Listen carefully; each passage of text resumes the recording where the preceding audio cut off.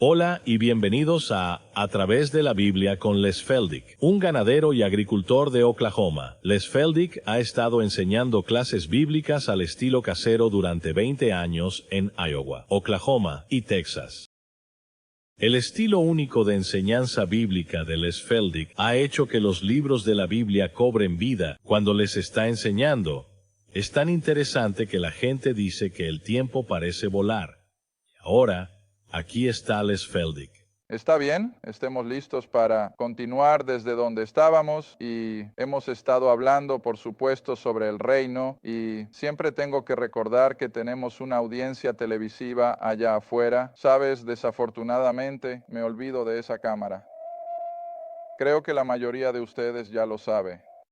Pero de todos modos, a aquellos de ustedes que nos están viendo en televisión, solo queremos que se sepa que somos un estudio bíblico informal. No intentamos ser teológicos per se.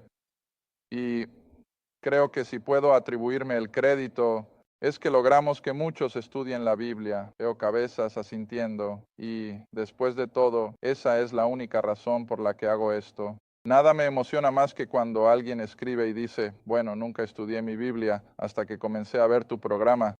Y eso es todo lo que queremos hacer porque he descubierto que cuando las personas se adentran en el libro, eso marca toda la diferencia en el mundo, en sus vidas y en todo.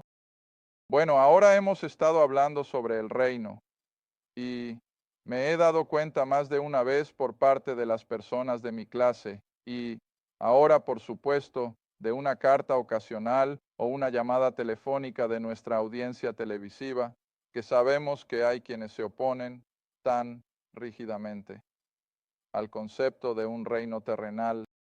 Han espiritualizado las escrituras y todo lo relacionado con el reino es espiritual y en consecuencia se niegan a aceptar el hecho de que la Biblia enseña un reino terrenal literal, físico, sí, político, sobre el cual, como dijimos en nuestro último programa, habrá un reino animal, habrá familias, habrá una tremenda reproducción, comenzando por supuesto con los padres creyentes. Y justo la otra noche, uno de los chicos en una de mis clases me mostró un pequeño libro que su pastor le había dado y todo lo que tengo que hacer es guiarme esto. Y veo las mismas cosas una y otra vez. Digo, sí, ya he leído todo esto antes. Y pido disculpas por el hecho de que leo toda la oposición. Ya sabes, es como un entrenador de fútbol universitario o profesional. Tan pronto como una vez que un juego termina el sábado o el domingo por la tarde, de inmediato, si no es el domingo por la noche, al menos temprano el lunes por la mañana, ¿qué empiezan a mirar? Bueno, comienzan a mirar las grabaciones del próximo oponente que van a jugar el próximo fin de semana y los estudian y los estudian y los estudian para que sepan qué les va a lanzar su próximo oponente. Bueno, eso es lo que hago. Tengo el libro de Mormón en casa, lo leo, lo estudio, así que tengo una buena idea de lo que hay en ese. He leído buenos fragmentos del Corán, así que sé algo de lo que hay allí. He leído mucho de lo que han escrito los Armstrong, material de los testigos de Jehová. Leo cada pedazo que tengo a mano porque quiero saber de dónde vienen. Bueno, de la misma manera con estas personas que son absolutamente contrarias y se oponen a este concepto de un reino terrenal y la segunda venida de Cristo antes de eso. Así que voy a tomar este programa de media hora para iluminar a las personas porque como uno de mis queridos estudiantes la otra noche, que es el decano de una de las facultades, una de nuestras universidades aquí, se acercó en el tiempo de descanso y me dijo, Les, estás abriendo nuevos caminos. Y supongo que lo miré de manera un tanto inquisitiva. Y él dijo, bueno, ahora eres un granjero. Y yo dije, bueno, sí, claro que lo soy. Pero, ¿de qué estás hablando? Bueno, él dijo, nunca rompiste. Nuevo terreno, era un chico de granja, pero en una parte diferente del mundo de donde yo vengo. Y él dijo, cuando abres nuevo terreno, dijo, se necesita mucho trabajo para limpiar todo lo que no pertenece allí y romper los terrones y preparar todo para esa primera cosecha. Yo dije, bueno, sí, te escucho. Sé de dónde vienes. Bueno, él dijo, estás abriendo nuevos caminos. Dijo, he estado hablando con la gente aquí toda la noche ahora durante el descanso. Y él dijo, nos estás lanzando cosas que nunca han escuchado antes. Yo dije, bueno, tendré que tener eso en cuenta. Bueno, eso va a aparecer en el programa de televisión, no esta vez, pero tal vez en el próximo programa o en el siguiente. Nunca sé exactamente hasta dónde vamos a llegar, pero durante los próximos momentos voy a iluminar al menos a ustedes y con suerte incluso a algunos que están ahí afuera en la televisión sobre las dos opiniones opuestas con respecto a los eventos del fin de los tiempos. Y voy a poner un par de palabras en la pizarra para empezar. Y número 1. Aquellos que están en la misma línea de pensamiento que yo, los llamamos pretribulación y premillennial.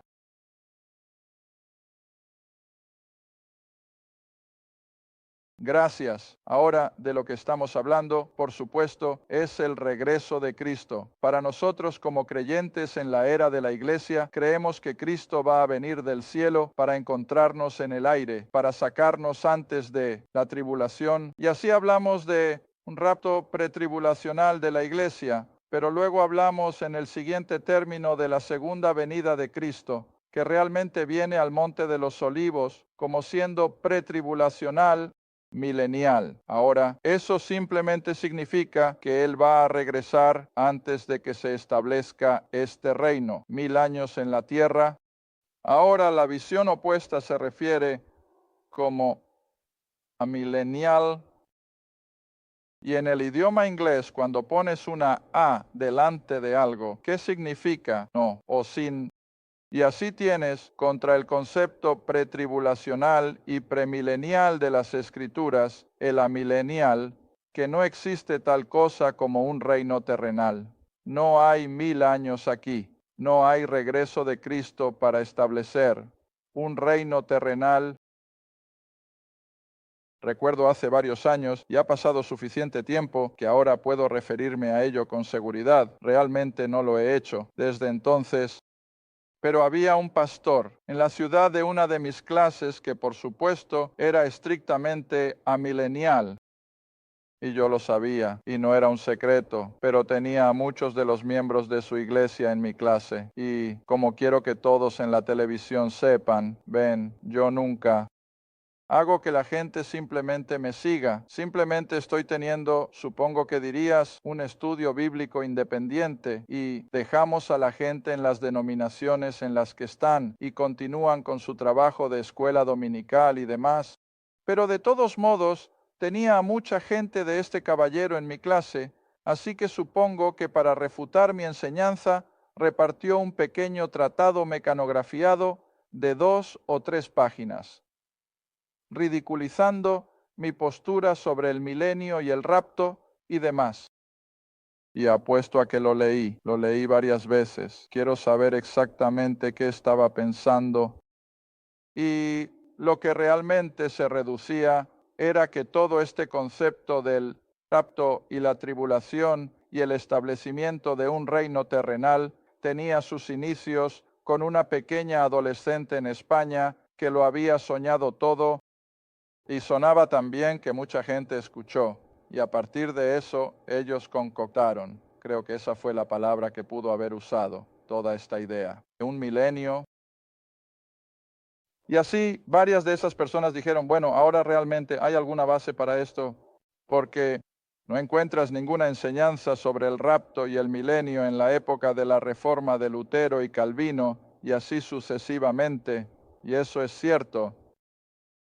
Pero lo que la gente no entiende y no se da cuenta es que durante los primeros 250 años de la historia de la Iglesia, es decir, desde, podrías decir, 40 o 50 después de Cristo, hasta el final del año 299 o entrando en los 300, la Iglesia se mantuvo firmemente en lo que llamamos premilenarismo, solo que tenían una palabra diferente para ello. Lo llamaron chiliasmo de la palabra chilioi en griego, que significaba il mil, igual que mili significa il mil, y así la palabra seguía significando lo mismo.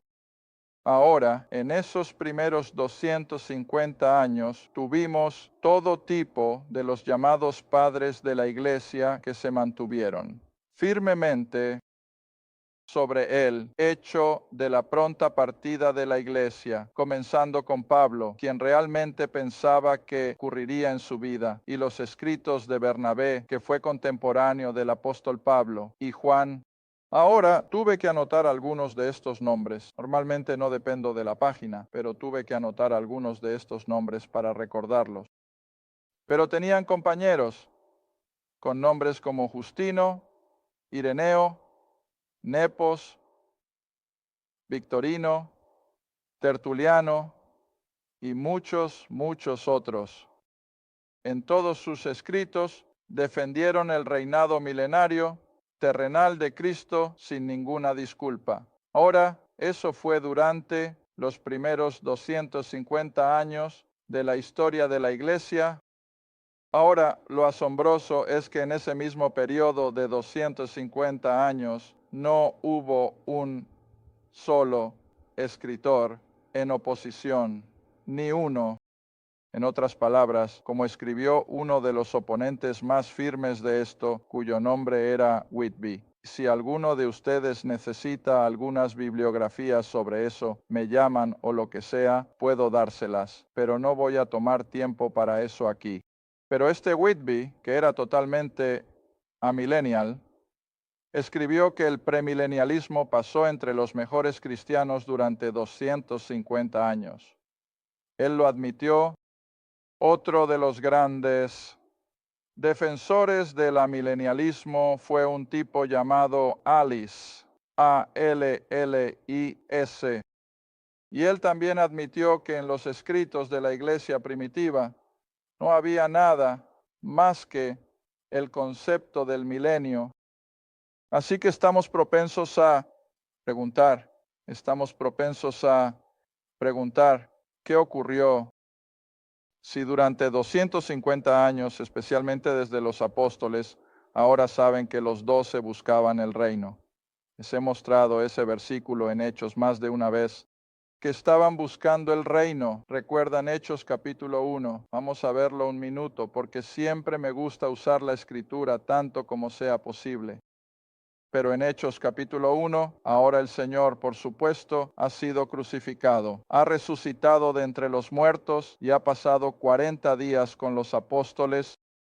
Y ahora, por supuesto, Lucas está repasando esto en el libro de Hechos. Así que si lo tienes, ve al capítulo 1 y baja al versículo 3. Primero, Hechos 1, versículo 3, donde Lucas escribe: a quienes también se mostró vivo después de su pasión por muchas pruebas infalibles, en otras palabras, que había resucitado de la tumba, siendo visto por ellos durante 40 días, y hablando de las cosas que pertenecen a qué, al reino.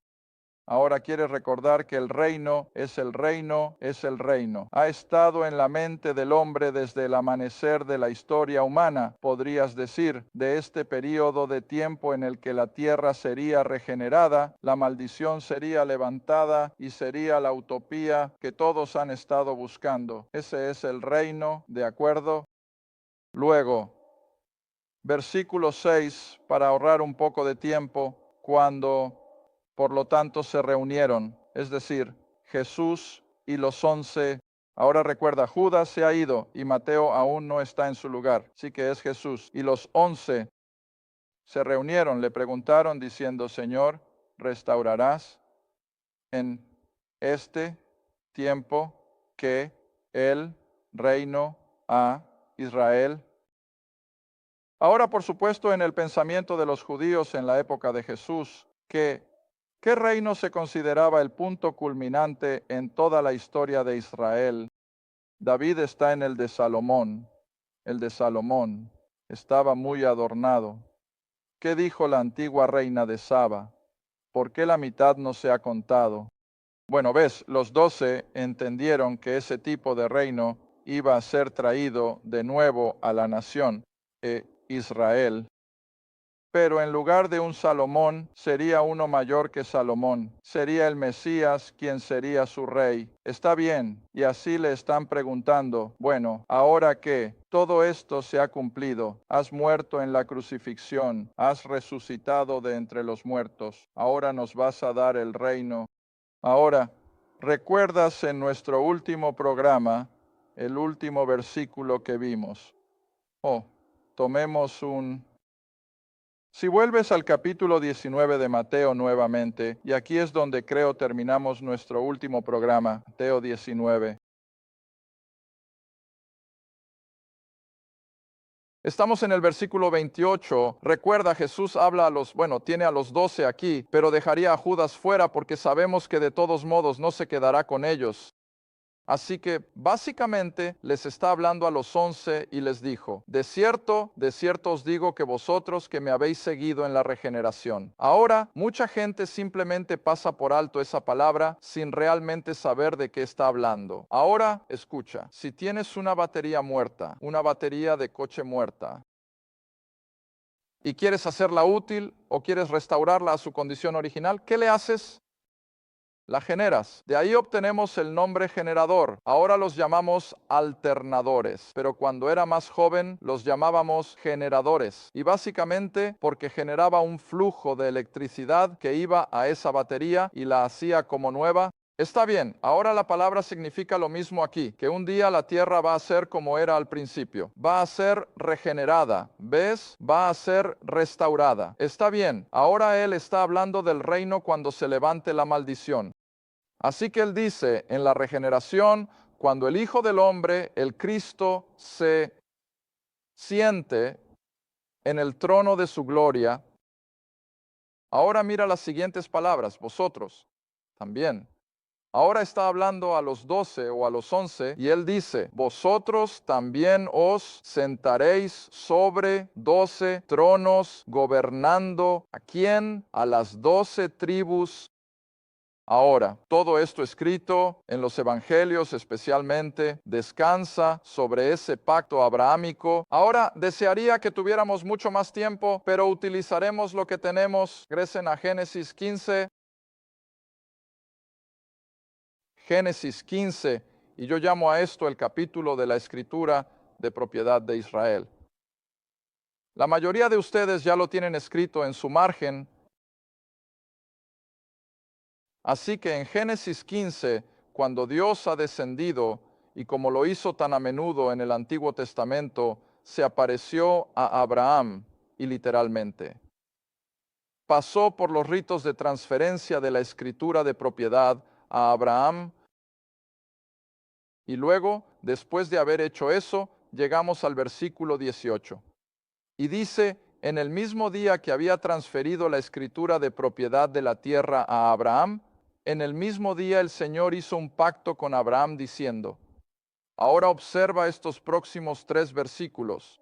A, tu descendencia. En otras palabras, a su prole he dado esta tierra.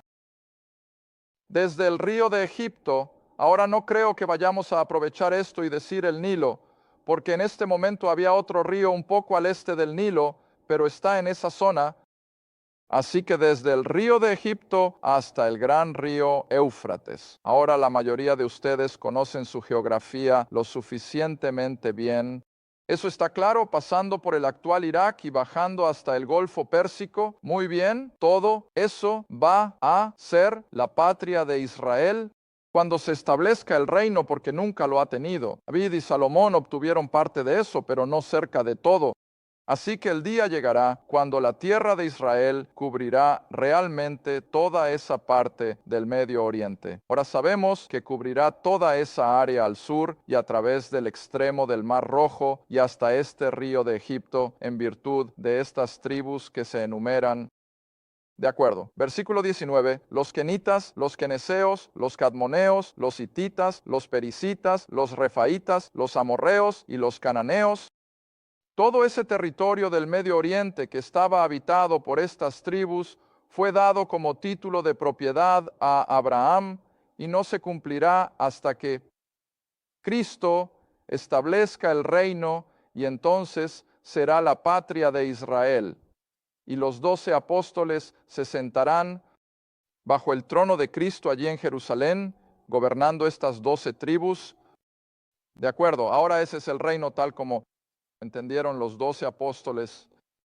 Y luego, por supuesto, Pablo lo retoma y habla del reino Y naturalmente, dado que el reino no está ahora en la tierra, está en el cielo. Pablo ahora habla de nuestra ciudadanía como siendo donde en el cielo, ves, y dice en Colosenses 1 tan claramente que en el momento de nuestra salvación fuimos trasladados de la oscuridad al reino de su querido Hijo que está en el cielo. Pero cuando Cristo regrese a la tierra con su reino, ¿dónde estaremos? Estaremos con Él. Y ese es todo el concepto de las Escrituras, que cuando el reino se establezca, volveremos con Él. Y por supuesto, no estaremos en cuerpos físicos de reproducción, ni masculino ni femenino. Jesús dijo que seremos como los ángeles, pero sin embargo, estaremos presentes corporalmente. Y esto será otra media hora en el futuro, pero vamos a interactuar con las personas que viven criando niños, el reino animal y todo eso. Está bien, así que los primeros apóstoles eran adherentes de este reino terrenal. Pablo lo enseñó, Juan lo enseñó, el que escribió el libro de Apocalipsis. Está bien, entonces, ¿qué pasó? Bueno, ¿quieres recordar que poco después del 300 de Cristo, 315 si conoces tu historia, ocurrió algo fantástico? El emperador Constantino, el emperador romano que abrazó el cristianismo, y cuando el emperador Constantino abrazó el cristianismo, ¿qué le hizo eso a la iglesia? Bueno, la hizo explotar en números y la gente simplemente llegaba en masa, ya ves, porque después de todo era algo que hacer. Ahora tenía la sanción del emperador. Ahora bien, los padres de la iglesia, Orígenes siendo el primero, estaba allí en un gran seminario en Alejandría, Egipto. Ahora, cuando Orígenes vio que el cristianismo estaba explotando en todo el imperio romano y reflexiona sobre el hecho de que el templo judío había sido totalmente destruido, el judío había sido desarraigado de su tierra natal y enviado como vagabundos y casi como gitanos por todo el imperio romano. Orígenes tuvo una gran explosión de ideas en su mente. Bueno, evidentemente, Dios estaba completamente involucrado con el judío. No iba a tener nada más que ver con ellos. Y en consecuencia, todas las promesas que Dios había dado a la nación de Israel y a Abraham habían sido ahora abrogadas. Se las dio en su lugar a la iglesia. Está bien, ¿qué significa eso?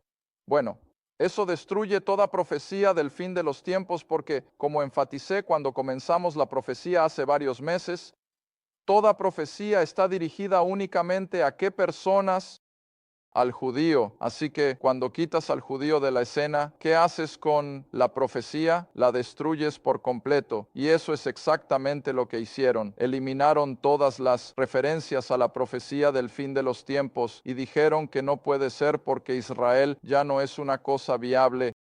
Luego, algunos años después de Orígenes y después de que Constantino abriera el imperio romano al cristianismo, un gran obispo romano, un obispo católico romano llamado Agustín, un hombre tremendo, y de vez en cuando haré referencia a algunos de sus escritos. Pero Agustín también siguió este concepto de que, dado que el cristianismo ahora estaba usurpando el planeta, evidentemente, así es como se establecería el reino y no habría más una necesidad de la tribulación o de la segunda venida, porque la iglesia es el reino literal. Incluso llegó a sentir que Satanás fue derrotado y encerrado en el momento de la crucifixión y la resurrección, de modo que ya estaban en el reino. Bueno, no pasó mucho tiempo después de Agustín y el mundo ya comenzaba a caer cada vez más en el pecado y se dieron cuenta de que eso no era cierto. Pero de todos modos, Agustín precipitó lo que llamamos amilenialismo, que todas las promesas dadas a Israel ahora habían sido dadas a la iglesia y no quedaba ninguna profecía per se por cumplir. Los reformadores aparecieron, Martín Lutero, Calvino y todos los demás. Bueno, verás, estaban tan atrapados en todo este concepto de salvación y fe y en deshacerse de los excesos que el catolicismo romano había traído en ese momento, que nunca llegaron al punto de considerar lo que llamamos escatología o eventos del fin del tiempo. Y así, incluso desde la Reforma, no se enseñó nada sobre el fin del tiempo. Y luego, alrededor de mediados de 1800, un hombre llamado Joseph Mead, M-I-D-E, y su vida fue de 1586 a 1638. Ahora, ¿quieres recordar que la Reforma y Lutero comenzaron alrededor de 1511? Muy bien, Joseph Mead entonces comenzó a escribir sobre la nación de Israel, regresando a la tierra y que habría un reinado de 1000 años. En la tierra, bueno, no se le prestó mucha atención, pero a partir de Mead, cada vez más hombres comenzaron a recuperar lo que llamamos la enseñanza milenarista, y luego, alrededor de mediados de 1800, comenzando con un caballero en Inglaterra llamado John Darby, quien muchos sienten que escribió una de las mejores traducciones de la Biblia que jamás se han escrito, y John Darby se convirtió en el tremendo defensor de lo que llamamos la venida de Cristo antes de la tribulación y premillennial. Desde Darby, por supuesto, ha habido literalmente miles tremendos teólogos, y con todo lo que está sucediendo en la tierra esta noche, podemos ver todo el plan profético uniéndose. Es mucho más fácil abrazar estas cosas ahora que decir, bueno, Dios ha terminado con el judío, pero déjame recordarte, hay grandes grupos en la cristiandad. Ahora, uso esa palabra para incluir todos los cultos y denominaciones, el catolicismo romano y todo lo demás. Lo llamo cristiandad. Y me imagino que el 80% de la cristiandad todavía se aferra al milenialismo. Todavía no han llegado al punto en que reconocen que la nación de Israel es viable. De hecho, la mayoría de estos grupos dirán que los judíos en Israel esta noche no tienen nada que ver con el Israel de las Escrituras.